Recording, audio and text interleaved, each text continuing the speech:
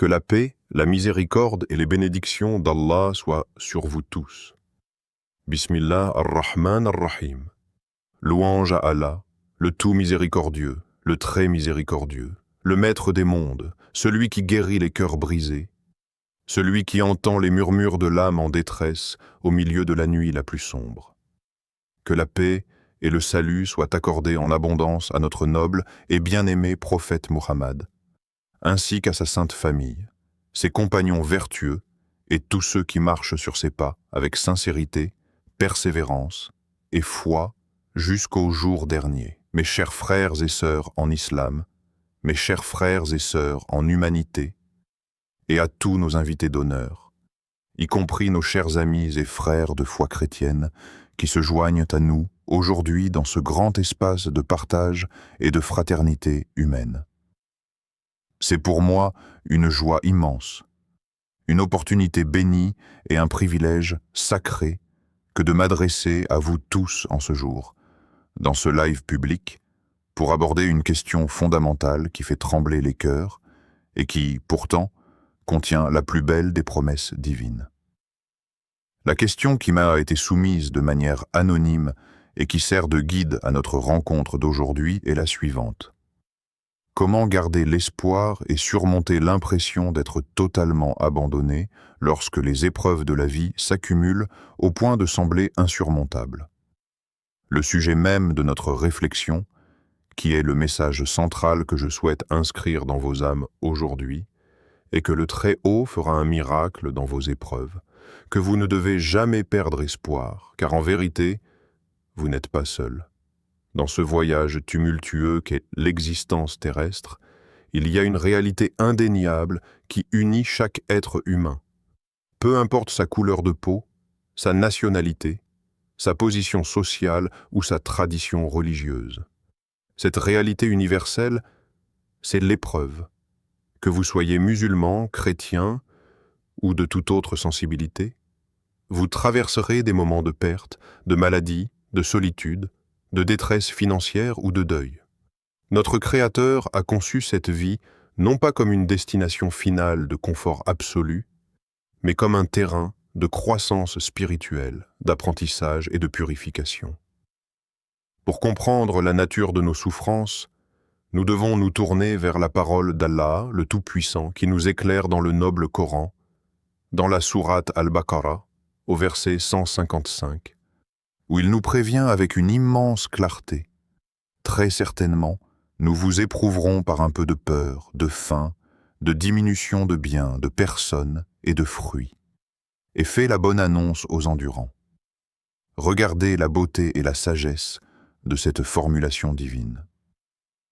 Allah utilise le mot « un peu », ce qui signifie que, quelle que soit la dureté de votre épreuve actuelle, elle est limitée et mesurée par la miséricorde divine. Elle n'est pas destinée à vous détruire, mais à vous réveiller, à vous polir, à fortifier votre âme pour que vous puissiez découvrir les forces cachées qu'il a déposées en vous. La fin du verset nous donne la clé absolue. La bonne annonce est réservée à ceux qui endurent, à ceux qui maintiennent fermement l'espoir dans leur cœur alors que tout s'écroule autour d'eux. L'une des plus grandes ruses du doute et du désespoir, une arme que notre ego et le mal utilisent fréquemment pour briser notre résilience, est de nous faire croire que nous sommes totalement isolés dans notre douleur. Lorsque la maladie frappe, lorsque les dettes s'accumulent, ou lorsque les relations familiales s'effondrent, une voix intérieure tente de nous murmurer « Personne ne te comprend, personne ne voit tes larmes, tu es seul face à ton destin ». C'est un mensonge destructeur que le Coran pulvérise par une présence divine, continue et omniprésente. Allah le Très-Haut nous rappelle sa proximité absolue d'une manière si tendre et si intime qu'elle devrait faire fondre n'importe quel cœur de soulagement. Dans la sourate Kaf, au verset 16, le Créateur déclare « Nous avons effectivement créé l'homme, et nous savons ce que son âme lui suggère, et nous sommes plus près de lui que sa veine jugulaire. » Pensez à la profondeur de cette affirmation. La veine jugulaire est ce qui transporte la vie même à votre cerveau. Elle est à l'intérieur de vous, indispensable à votre existence physique. Et pourtant, Allah est encore plus proche de vous que cela. Il connaît les larmes silencieuses que vous versez sur votre oreiller quand les lumières s'éteignent et que le monde entier dort. Il entend les soupirs que vous n'arrivez même pas à formuler avec des mots. Vous n'êtes pas seul. Vous n'avez jamais été seul. Et vous ne serez jamais abandonné par celui qui vous a façonné avec tant d'amour et de perfection. Pour nos frères et sœurs chrétiens qui partagent ce moment avec nous, cette notion de proximité et de réconfort divin au milieu de la souffrance est un pont magnifique qui relie nos croyances fondamentales. Les enseignements bibliques rappellent constamment que Dieu est le refuge des opprimés, un secours toujours présent dans la détresse. C'est cette même vision d'un Dieu personnel, aimant, attentif et tout-puissant que nous retrouvons au cœur du message islamique. Le prophète Mohammed, que la paix et le salut soient sur lui, a magnifiquement illustré cette sollicitude divine dans un hadith mémorable où il rapporte les paroles de son Seigneur. Dans ce hadith qudsi, Allah dit « Je suis tel que mon serviteur m'estime. Et je suis avec lui lorsqu'il m'invoque. S'il se souvient de moi en lui-même, je me souviens de lui en moi-même. S'il se rapproche de moi d'un empan, je me rapproche de lui d'une coudée. S'il se rapproche de moi d'une coudée, je me rapproche de lui d'une brasse. Et s'il vient vers moi en marchant, je vais vers lui en courant. » Quel message extraordinaire d'espoir. Si vous faites un tout petit pas vers le Créateur au milieu de votre tempête, si vous levez simplement les mains en disant « Ô Seigneur, j'ai mal, aide-moi », la réponse divine accourt vers vous avec une vitesse et une intensité qui dépassent l'entendement humain. Le miracle commence au moment précis où vous décidez de transformer votre douleur en une conversation privée avec le Tout-Puissant.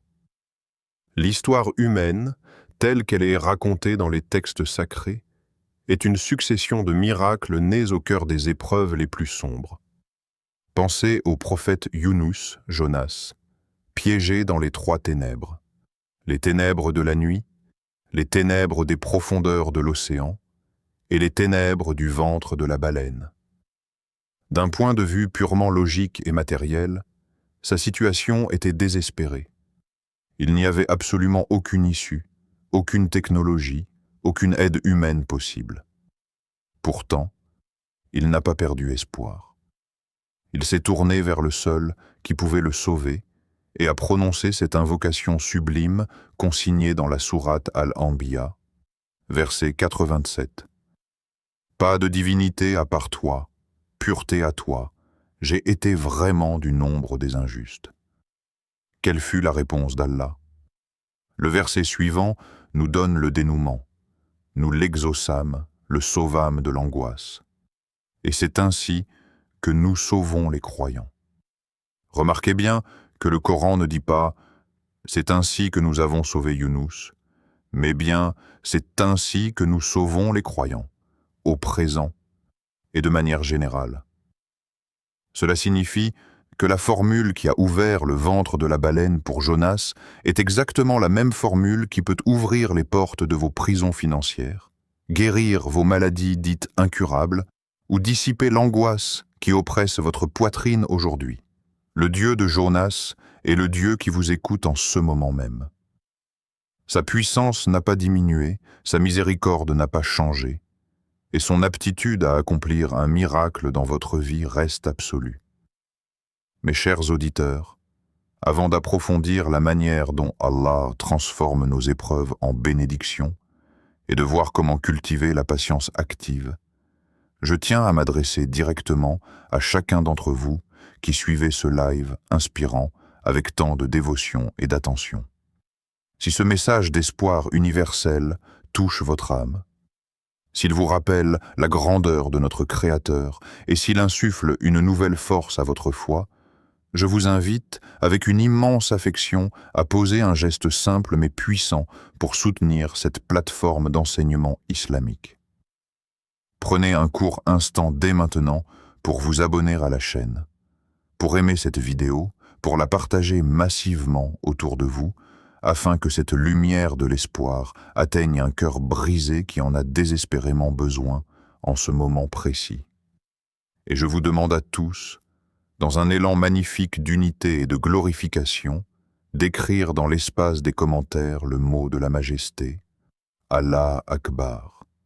Que Dieu vous bénisse, qu'il récompense chacun de vos partages et qu'il inscrive vos noms parmi ceux qui propagent la paix et la bonne nouvelle à travers le monde. Reprenons notre cheminement spirituel. Pour voir le miracle s'accomplir dans vos épreuves, il est crucial de changer notre regard sur la souffrance et de comprendre le concept profond de la confiance en Dieu, le tawakkul. Le tawakkul, ce n'est pas une passivité lâche qui consiste à s'asseoir et à attendre que les problèmes se résolvent d'eux-mêmes. Le véritable tawakkul, c'est de faire tout ce qui est en notre pouvoir sur le plan matériel, d'épuiser tous les moyens honnêtes à notre disposition, tout en ayant la certitude absolue dans le cœur que le résultat final dépend exclusivement de la sagesse d'Allah. Le prophète Mohammed, que la paix et le salut d'Allah soit sur lui, nous a donné une parabole extraordinaire concernant la subsistance et la protection divine en disant « Si vous placiez votre confiance en Allah comme il se doit, il vous accorderait votre subsistance comme il l'accorde aux oiseaux. Ils partent le matin, le ventre vide, et reviennent le soir, le ventre plein. » Notez bien que l'oiseau ne reste pas dans son nid en attendant que les graines tombent du ciel. Il déploie ses ailes, il cherche, il fait des efforts, mais son cœur est totalement détaché de l'anxiété du lendemain parce qu'il sait que le Créateur a déjà préparé sa part. Lorsque vous traversez une épreuve, devenez comme cet oiseau. Agissez, soignez-vous, cherchez du travail, demandez conseil, mais laissez votre cœur ancré dans la certitude que le dénouement est entre les mains du Tout-Puissant. Il y a une promesse divine qui devrait être gravée sur les murs de chaque maison et dans le cœur de chaque être humain qui traverse des moments de turbulence. C'est une promesse qu'Allah répète 2 fois de suite dans la sourate Ash-Shar, l'ouverture, versets 5 et 6, pour insister sur sa véracité absolue. En vérité, à côté de la difficulté se trouve une facilité. Oui, à côté de la difficulté se trouve une facilité. Les savants de la langue ont souligné une subtilité magnifique dans ce verset. Le mot utilisé pour la difficulté est au singulier et précédé d'un article défini, tandis que le mot utilisé pour la facilité est au pluriel et indéfini. Cela signifie qu'une seule difficulté ne pourra jamais surmonter ou vaincre 2 facilités. De plus, Allah ne dit pas que la facilité vient après la difficulté. Il dit qu'elle est à côté de la difficulté, qu'elle l'accompagne. Cela veut dire que pendant que vous êtes en train de souffrir d'une épreuve, le remède, la solution et la bénédiction cachée sont déjà présents à vos côtés, en train de germer. Parfois, l'épreuve elle-même est le miracle déguisé. C'est à travers la maladie que vous apprenez à apprécier la santé et que vous vous rapprochez de votre Créateur. C'est à travers l'échec commercial qu'Allah vous détourne d'une voie qui vous aurait mené à la ruine spirituelle pour vous guider vers un projet bien plus grandiose. Vos plans brisés sont souvent les plans d'Allah en train de se réaliser pour votre propre protection. Prenons l'exemple d'une autre figure prophétique majeure, partagée et aimée tant par les musulmans que par les chrétiens, le prophète Youssouf, Joseph. Son histoire est le chef-d'œuvre absolu de la manière dont Allah orchestre les miracles à travers une série d'épreuves douloureuses. Joseph a été trahi par ses propres frères, jeté au fond d'un puits sombre, vendu comme esclave sur un marché public, faussement accusé d'un crime odieux qu'il n'avait pas commis, puis jeté en prison pendant des années. Humainement parlant, chaque étape de sa vie semblait pire que la précédente. On aurait pu penser qu'il était maudit ou abandonné. Pourtant, chaque épreuve était un échelon nécessaire, une étape parfaite conçue par le décret divin pour le mener de la noirceur du puits au trône de l'Égypte, où il est devenu le sauveur de toute une nation pendant la famine. Si Joseph n'avait pas été jeté dans le puits, il n'aurait pas été trouvé par la caravane. S'il n'avait pas été vendu en Égypte, il ne serait pas entré dans la maison du ministre. S'il n'avait pas été injustement emprisonné, il n'aurait jamais rencontré les prisonniers du roi et n'aurait jamais interprété le rêve du souverain. Allah nous dit à la fin de cette magnifique épopée dans la sourate Youssouf, verset 21, « Et Allah est souverain sur son commandement, mais la plupart des gens ne savent pas. Ne désespérez jamais des détours que prend votre vie. » Le Créateur est en train d'écrire votre histoire avec une sagesse infinie. Ce que vous voyez comme une tragédie aujourd'hui est peut-être la fondation du miracle de demain. L'une des plus belles manières d'attirer le miracle d'Allah dans nos moments de détresse est la pratique de la gratitude et de l'imploration constante du pardon, les istighfar. Le prophète Mohammed, que la paix et le salut d'Allah soient sur lui, nous a enseigné un secret spirituel d'une valeur inestimable pour débloquer les situations compliquées.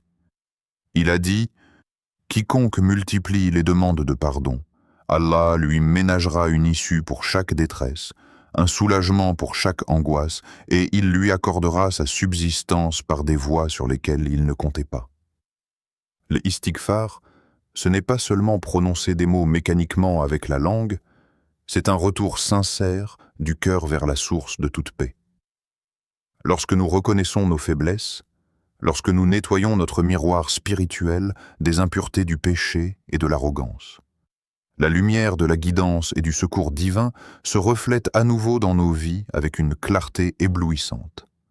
De même, la patience face à l'épreuve ne doit pas être une patience amère, pleine de plaintes envers la création.